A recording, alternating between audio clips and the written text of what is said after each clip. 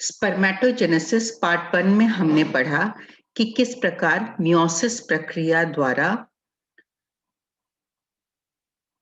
Spermatids का निर्माण हो जाता है और ये स्पर्मेटिड्स इनमें क्रोमोसोम संख्या हैप्लॉइड पाई जाती है।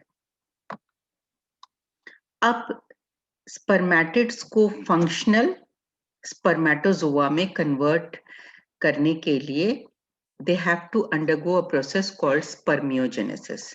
तो हम डिटेल में स्पर्मियोजेनेसिस के बारे में पढ़ेंगे। स्पर्मियोजेनेसिस के अंतर्गत एक कॉम्प्लेक्स प्रोसेस द्वारा स्पर्मेटिड्स के अंदर साइटोलॉजिकल एंड केमिकल ट्रांसफॉर्मेशन लाया जाता है और इस ट्रांसफॉर्मेशन के कारण जो स्पर्मेटिड हैं वो फंक्शनल स्पर्मेटोजोआ में ट्रांसफॉर्म हो जाते हैं। क्योंकि स्पर्मेटोजोआ को स्पेसिफिक फंक्शन परफॉर्म करना है, they have to be motile. Spermatids जो होते हैं वो मोटाइल नहीं होते हैं, नॉन मोटाइल होते हैं। तो जो स्पर्मेटोजोआ होते हैं वो मोटाइल होते हैं। तो सबसे पहले हम स्टडी करते हैं, पहला जो पॉइंट है हमारा, हेड फॉर्मेशन किस प्रकार से होता है स्पर्मेटोजोआ का।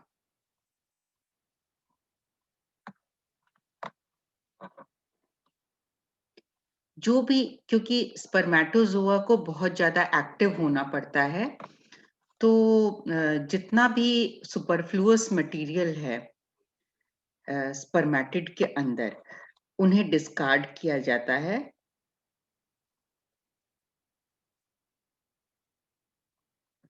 और कई स्टेप्स द्वारा स्पेशलाइज्ड सेल्स का निर्माण होता है। तो ये सारे स्टेप्स जो हैं ये यहाँ प्रदर्शित किए गए हैं। ये तो स्पर्मेटोगोनियम है।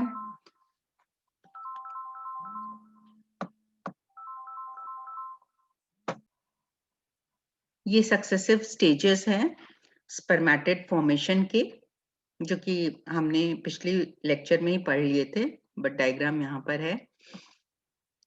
ये स्पर्मेटोगोनियम है, प्राइमरी स्पर्मेटोसाइट्स हैं, प्राइमरी स्पर्मेटोसाइट है, अर्ली स्पर्मेटिड है। और यहाँ पर हम देख सकते हैं किस प्रकार से एक्रोसोमल वैक्यूल का फॉर्मेशन हो रहा है। This is the Golgi body, यहाँ पे गोल्गी बॉडी है, यहाँ एक्रोसोमल वैक्यूल का फॉर्मेशन हो रहा है।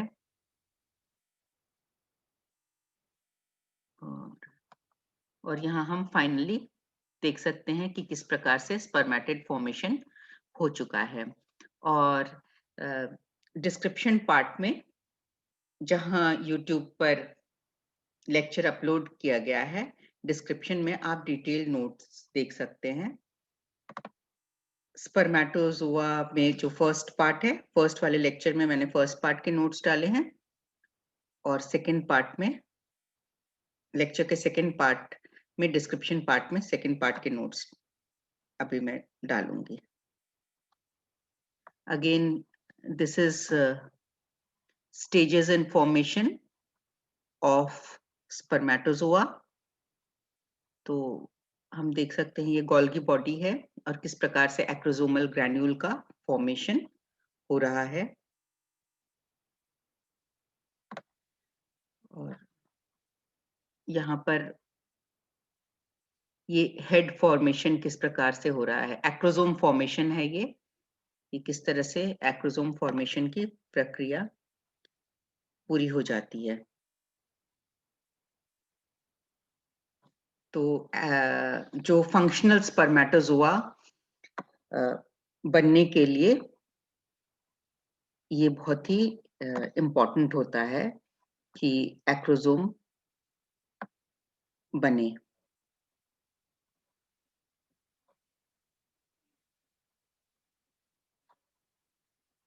अब हम देखते हैं, during spermiogenesis, two major parts of the sperm, the head and tail, are formed by the following process. Spermiogenesis में सबसे मतलब पहला पॉइंट है फॉर्मेशन ऑफ हेड, दूसरा पॉइंट है formation of the tail of the स्पर्मेटोजोन।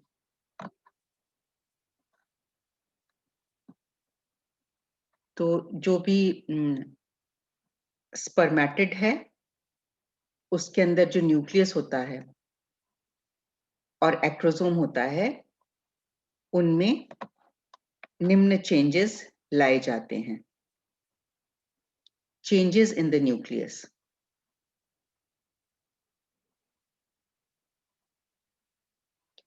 Spermatogenesis, spermiogenesis के समय जो स्पर्मेटिड का न्यूक्लियस होता है वो श्रिंक करता है और बहुत सारा वाटर लूज कर देता है न्यूक्लियर कैप में से, और जो क्रोमोसोम्स हैं वो क्लोजली पैक्ड हो जाते हैं स्मॉल वॉल्यूम में। तो लगभग पूरा ही आरएनए जो है वो एलिमिनेट हो जाता है और मात्र सिर्फ जेनेटिक मटेरियल जो डीएनए है वो बचा रह जाता है। Along with its of course जो भी एसोसिएटेड प्रोटीन्स जो होते हैं उसके साथ बचा रह जाता है। तो इस प्रकार से जो भी मटेरियल जो आनुवंशिकी से जो डायरेक्टली रिलेटेड नहीं है वो सारा हटा दिया जाता है। न्यूक्लियस का जो स्फेरिकल शेप है वो भी लंबा और नैरो हो जाता है। तो ये जो शेप है ये आवश्यक है तरल माध्यम में प्रोपल्शन के लिए, आगे बढ़ने के लिए, मूवमेंट के लिए। और साथ ही साथ जो ये इलोंगेटेड एंड नैरो शेप है, this is also important for penetrating the ovum. तो इन दोनों फंक्शंस को परफॉर्म करने के लिए ऑब्वियसली स्पर्मेटिड का शेप चेंज होना बहुत ही आवश्यक माना गया है। तो इस प्रकार से जो स्फेरिकल शेप है न्यूक्लियस का वो इलोंगेटेड और नैरो हो जाता है। Golgi phase. गोल्गी फेज के अंतर्गत हम देखते हैं कि Golgi apparatus glycoprotein rich granules secrete करता है, और ये ग्रैन्यूल्स जो है इनकी प्रॉपर्टी ये है कि ये पीरियोडिक एसिड शिफ्ट टेक्निक से स्टेन हो जाते हैं। इन ग्रैन्यूल्स को हम प्रो एक्रोसोमिक ग्रैन्यूल्स कहते हैं। ये फ्यूज होकर के बड़ा सा सिंगल लार्ज एक्रोसोमल ग्रैन्यूल बनाते हैं जो कि न्यूक्लियर मेम्ब्रेन से अटैच्ड होता है। तो ये सारे जो स्टेजेस हैं ये सब हमने डायग्राम में भी देखा था। नेक्स्ट फेज है कैप फेज। जो एक्रोसोमल ग्रैन्यूल है ये this flattens on the nucleus of the spermatid to form the head cap. तो एक्रोसोमल ग्रैन्यूल फ्लैट होकर के हेड कैप बनाता है न्यूक्लियस के ऊपर। गोल्गी apparatus सेपरेट हो जाता है। गोल्गी apparatus जहां से कि जिसने कि एक्रोसोम सिक्रीट किया था वो सेपरेट हो जाता है हेड कैप से और अपोजिट पोल की तरफ मूव करता है। सेंट्रियोल जो कि बहुत क्लोज होते हैं न्यूक्लियस से,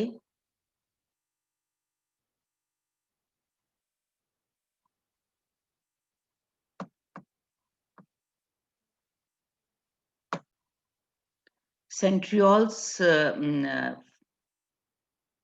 फ्लैजिलम डेवलप करते हैं।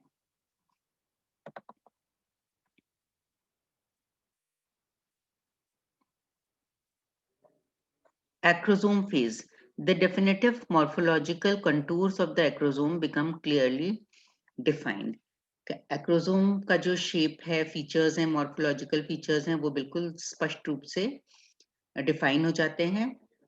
और जो बाकी का शेष भाग होता है गोल्गी apparatus का, वो ग्रेजुअली रिड्यूस हो जाता है, हासिल हो जाता है और अल्टीमेटली डिस्कार्ड हो जाता है फ्रॉम द स्पर्म। स्पर्म से डिस्कार्ड हो जाता है शेष गोल्गी के रूप में। थोड़ा सा साइटोप्लाज्म अपने साथ ले लेता है और उसके साथ शेष गोल्गी के रूप में डिस्कार्ड हो जाता है। स्पर्मेटोजून में एक्सियल बॉडी या एक्रोसोमल कोर, एक्रोसोमल ग्रैन्यूल एवं न्यूक्लियस के मध्य अपीयर हो जाता है।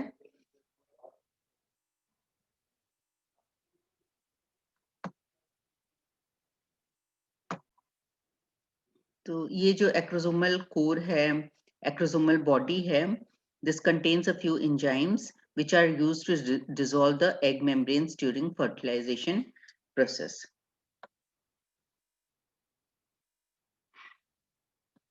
Formation of the tail of the spermatozoon. अब हम स्पर्मियोजेनेसिस के सेकेंड एस्पेक्ट पर आ जाते हैं, जिसके अंतर्गत हम अध्ययन करेंगे किस प्रकार से टेल का निर्माण होता है स्पर्मेटोजोन के।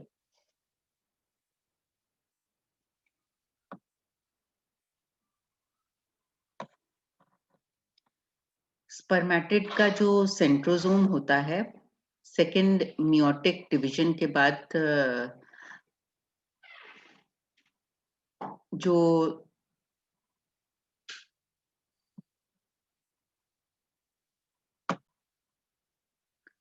स्पर्मेटिड सेकेंड मियोटिक डिवीजन के बाद जो बनते हैं, तो उनमें सेंट्रोजोम के अंदर 2 सेंट्रियोल्स पाए जाते हैं और वो सिलेंड्रिकल बॉडीज की तरह होते हैं और एक दूसरे के राइट एंगल पर स्थित होते हैं। तो जो प्रारंभिक अवस्था होती है स्पर्म मेटामॉर्फोसिस की, उस समय ये दोनों सेंट्रियोल्स स्पर्म के बिहाइंड, पीछे भाग में मूव कर जाते हैं।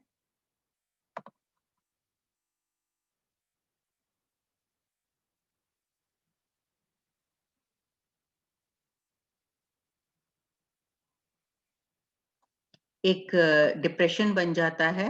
A depression is formed in the posterior surface of the nucleus. Nucleus के पश्च भाग में एक डिप्रेशन बन जाता है और दोनों में से एक सेंट्रियोल इस डिप्रेशन में प्लेस हो जाता है। इस सेंट्रियोल को हम प्रॉक्सिमल सेंट्रियोल कहते हैं और दूसरे वाले सेंट्रियोल को हम डिस्टल सेंट्रियोल कहते हैं।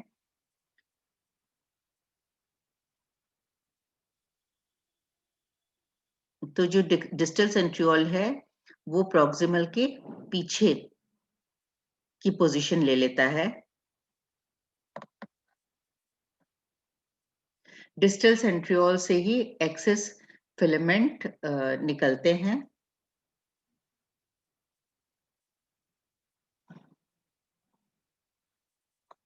तो distal centriole serves as a basal granule for the axial filament of the flagellum. तो distal centriole जो है वो basal granule की तरह कार्य करता है। Most of the mitochondria of spermatids concentrate around the distal centriole and proximal part of the axial filament and form the neck and middle piece of the tail of the spermatozoon.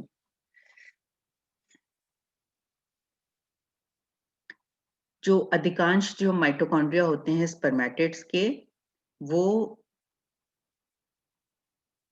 Distal centriole के चारों ओर concentrate हो जाते हैं। साथ ही साथ वो proximal part of axial filament के भी चारों ओर, मतलब डिस्टल सेंट्रियोल और proximal part of axial filament के चारों ओर कॉन्सेंट्रेट हो जाते हैं और इस प्रकार से नेक एंड मिडिल पीस बनाते हैं स्पर्मेटोजून टेल का। जो मिडिल पीस भाग होता है माइटोकॉन्ड्रिया, उसमें उस पार्ट में माइटोकॉन्ड्रिया अधिकांशतः फ्यूज्ड कंडीशन में पाए जाते हैं। मैमल्स में पर्टिकुलरली माइटोकॉन्ड्रिया एक कंटिन्यूअस बॉडी के रूप में ज्वाइन हो जाते हैं और स्पाइरली ट्विस्टेड अवस्था में पाए जाते हैं एक्सियल फिलामेंट के प्रॉक्सिमल पार्ट में।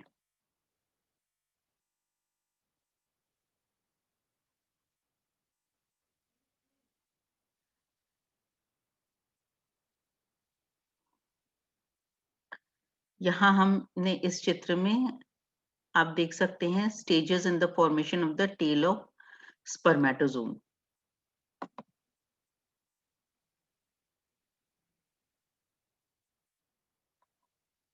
ये गोल्गी रेस्ट है जो कि डिस्कार्ड होता है।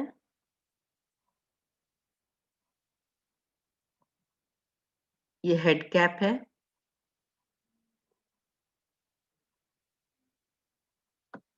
ये टेल है।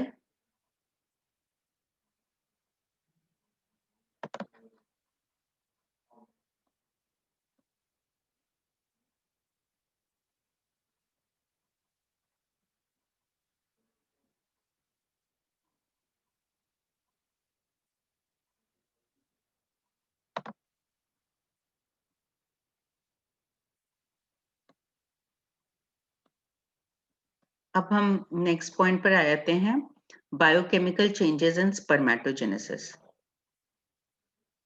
A number of biochemical events occur during spermatogenesis. These are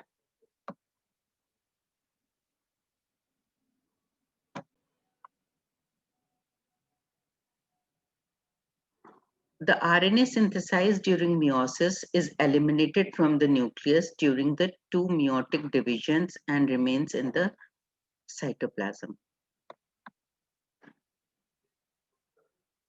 पहला जो बायोकेमिकल इवेंट है वो है जो भी मियोसिस के समय जिस आरएनए सिंथेसाइज होता है वो एलिमिनेट कर दिया जाता है न्यूक्लियस से दोनों मियोटिक डिविजन्स के समय, और साइटोप्लाज्म में स्थित हो जाता है वो।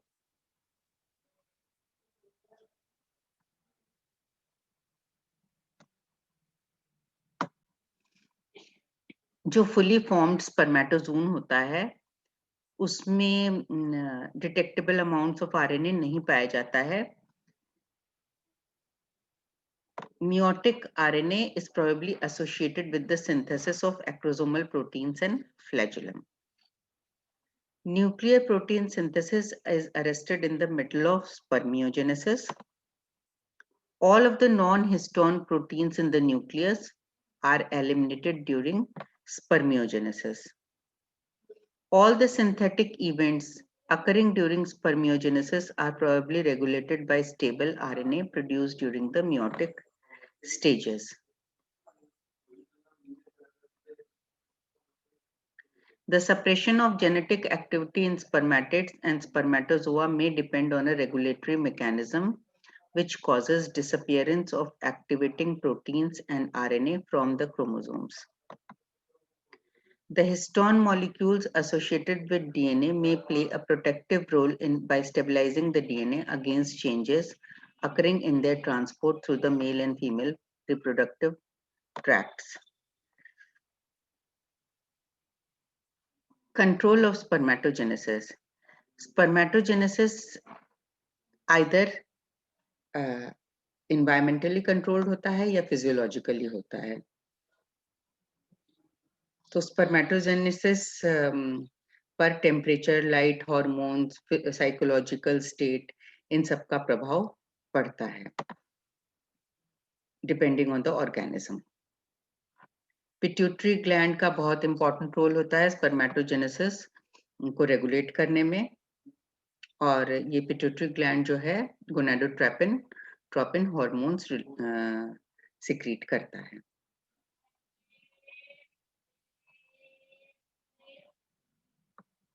पिट्यूटरी ग्लैंड पर temperature, light, length of the day इत्यादि का प्रभाव पड़ता है।